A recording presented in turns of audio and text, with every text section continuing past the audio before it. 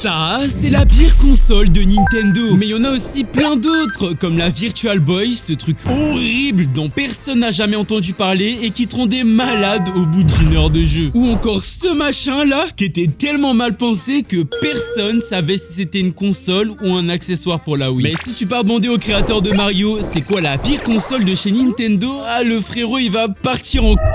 Déjà, c'est pas la Nintendo, mais c'est à partir de là que ça commence à partir en couille. Avec la sortie de Mario 64, tout le monde chez Nintendo est content, sauf Shigeru Miyamoto, le créateur de Mario. Même avec 11 millions d'exemplaires vendus, le frérot, il était toujours pas content. En fait, le gars, il était en manque. Je veux dire qu'il était tellement investi à un point où il savait même plus si c'était lui ou bien si c'était les devs qui faisaient le jeu. J'en suis arrivé à un point où je ne savais même plus qui faisait vraiment le jeu ou non. Le chef, il voulait juste se focus sur la vitesse à laquelle Mario il devait courir, sur les dégâts que Ganon il mettrait à Link, mais non. À chaque fois, le frérot, il partait dans tous les sens. Il s'occupait de la vitesse de rafraîchissement de l'écran, de la distance des dessins, le calcul mathématique entre la relation de la vélocité et le corps de...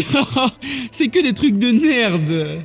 Bref, c'est à l'époque de la Nintendo 64 que l'entreprise perd sa position de leader du marché. Ça, c'est les ventes réalisées sur les consoles de la 5e génération et c'est vraiment pas terrible pour Nintendo. Tout en bas du graphe, on a la Sega Saturn avec 9,5 millions d'exemplaires, la Nintendo 64 à 30 millions et tout en haut du classement, la PlayStation avec 100 millions d'exemplaires vendus.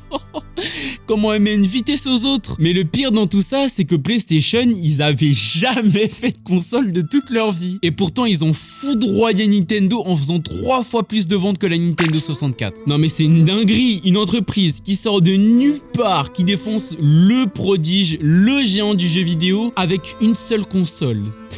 Bref, la PlayStation était simplement meilleure, mais la prochaine console de Nintendo serait encore mieux. En fait, les cartouches de la Nintendo 64, elles avaient pas autant d'espace qu'un disque, ce qui les limitait pas mal dans plein d'aspects différents de la création d'un jeu. Mais Nintendo, ils sont battés les couilles, ils voulaient simplement dépasser Sony. Et c'est ce désir-là, c'est cet ego qu'avait Nintendo qui a donné naissance à la GameCube. La Play avait de meilleurs graphismes. Nintendo aurait aussi de meilleurs graphismes. Ils voulaient pas juste les dépasser ou être au même niveau, non, ils voulaient bien plus. Nintendo voulait absolument les surpasser. Et dans un sens, ils ont réussi. La GameCube était la console la plus puissante du marché devant la PS2 et la Xbox. Mais Shigeru, il avait peur d'un truc. Si les jeux Nintendo ne sortent pas du lot en tant que jeu, mais seulement à cause de leur console, ça sert à rien. Quand j'étais petit, je demandais pas à mes darons de m'acheter la 3DS parce qu'elle était puissante. Non, mais parce que je pourrais jouer à Pokémon Rubis Omega et capturer Groudon. Non mais regardez-moi ce banger. Bref, plus nous étions en concurrence avec de nouvelles entreprises entrant sur le marché, plus nous commencions à agir comme elles. La tendance et l'appât du gain avaient très clairement eu Miyamoto durant la création de la GameCube et lui-même le dit indirectement. Mais être le numéro 1 dans cette compétition, c'est pas vraiment la même chose que d'être le numéro 1 avec le public, non? C'est la question qu'on se posait. Et la réponse, elle est très simple, c'est non. Regardez ce graphique. Tout en bas, on a la Dreamcast. Non mais c'est quoi ce truc là? Juste après, la GameCube et tout en haut, encore une fois, la PlayStation. Au passage, Nintendo s'est encore fait foudroyer par un mec en slibard. Non mais c'est trop une dinguerie ça. Tout ça là, c'est la preuve que leur méta, elle marchait pas de fou. En gros, ils se disaient que ils avaient qu'à devenir meilleurs que tout le monde pour qu'on achète leur console. Sauf que pas du tout. Non mais sérieux, qui a déjà acheté une console parce qu'elle était plus puissante qu'une autre?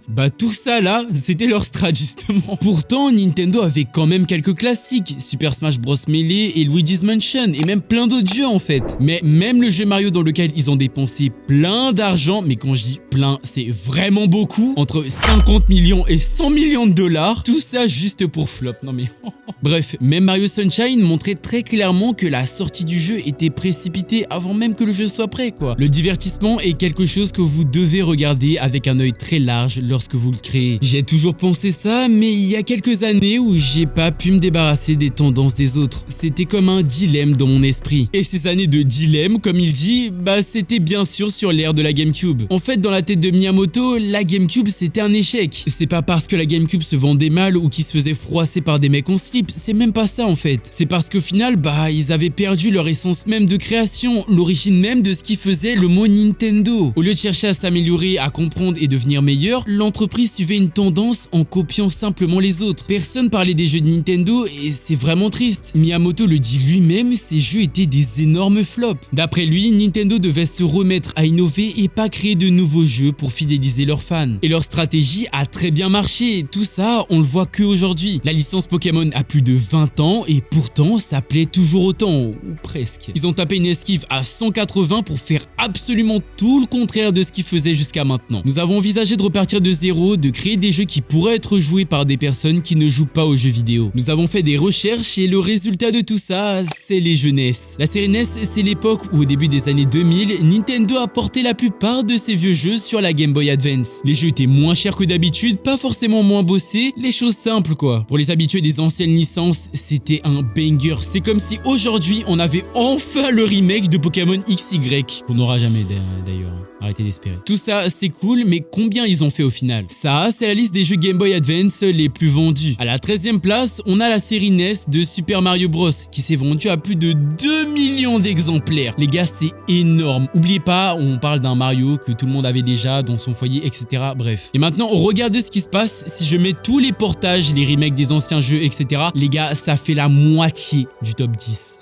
Et tous ces jeux, c'était des best-sellers de la Game Boy Advance. Donc oui, la stratégie de Nintendo de revenir à l'essentiel, elle marche. Quand Miyamoto l'a vu, il a pris ça pour un signe, pour une révélation. Nous ne voulions pas d'une console de jeu, mais d'un produit qui rendrait le monde entier fou. 2 écrans, c'est l'illumination qu'a eu l'ex-président de chez Nintendo. Maintenant, c'est normal de voir ça chez eux, et même dans d'autres consoles en fait, mais dans les années 2000, personne avait jamais vu ça auparavant. Cela reviendrait à agrandir le système et à en doubler le prix. Pourtant, ils pensaient que ce serait révolutionnaire et un très bon moyen d'attirer pas mal de gens vers Nintendo. Nous avons procédé par essai et erreur, ce qui nous a permis d'aboutir au stylet tactile. Oui, cette merde là que tu perdais 2 semaines après avoir eu ta DS et que tu retrouvais jamais. Je ne pensais pas que 2 écrans suffiraient à faire de la DS un succès, mais le stylo tactile est ce qui fait toute la différence. 154 millions d'exemplaires plus tard, Miyamoto et l'ex-président de chez Nintendo avaient tous raison. Finalement, arrêter de vouloir être le meilleur du marché, c'était une bonne idée. La GameCube n'était finalement pas la pire des consoles de Nintendo, c'était même la meilleure en fait. On a eu le droit à plein de jeux iconiques comme Luigi's Mansion ou juste Smash Melee, mais c'est surtout la seule console qui a permis aux créateurs de Mario de se rendre compte plus tôt